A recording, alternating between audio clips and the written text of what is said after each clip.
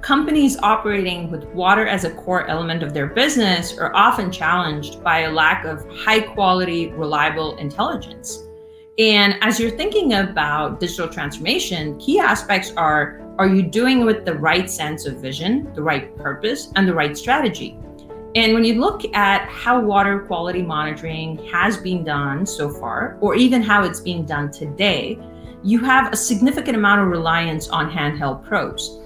Those are great for being portable. They're great for having a very single data point, a very linear approach to data collection, how you take that information in a very siloed manner, whether it's through a work log or a PDF.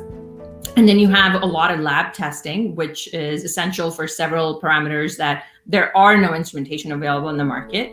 And then you also have a pretty large suite of online analyzers that are sort of single parameter, or they're still continuous monitoring, but require an extensive amount of maintenance, very laborious. And you're having to do daily calibration or calibration every other week, or you're having to do a lot of manual cleaning, an extensive amount of manual data collection where you're taking all that data, analyzing it, processing it, and then trying to make it actionable, if at all, for how you're running your operations day to day. The entire process is extremely reactive. Now, typically, there have been a lot of looming concerns over real-time intelligence or continuous monitoring today's safe. The typical answers have been, well, is this going to compromise my data accuracy? Will it give me sensitivity as per the water type? Because one of the largest concerns is water is not sort of very linear in its understanding. The composition varies by type of water. So if you're thinking about treated water or processed water, it's very different than if you're looking at real water or water coming straight from a reservoir or water coming from a ground stream or a groundwater well. And you're also looking at water very differently if it's coming as a water discharge versus if you're thinking about raw feed quality.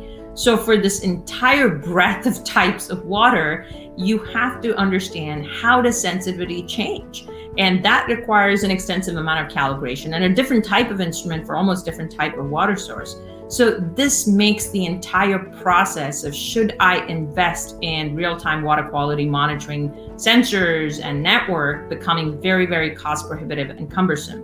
One of the philosophies of Kitos has been, how do you disrupt that space in a way that we're adding meaningful value for the customers and really enforcing the aspects around, look, we can provide you an autonomous, fully remote controlled solution while making it so automated that you don't have to have any manual intervention in that process. Second, we have deployed techniques and employed all the learnings over decades of method development where our techniques can ensure that you have lab sensitive accuracy as is not going to get compromised based on water types. And third, we have made sure that the business models we're considering have significant value for the customer. So it's not about just giving you a piece of hardware and a piece of software. It's about how does this full stack solution deliver value for your core business and aligning the value chain of payment towards that approach in a very SaaS-based model.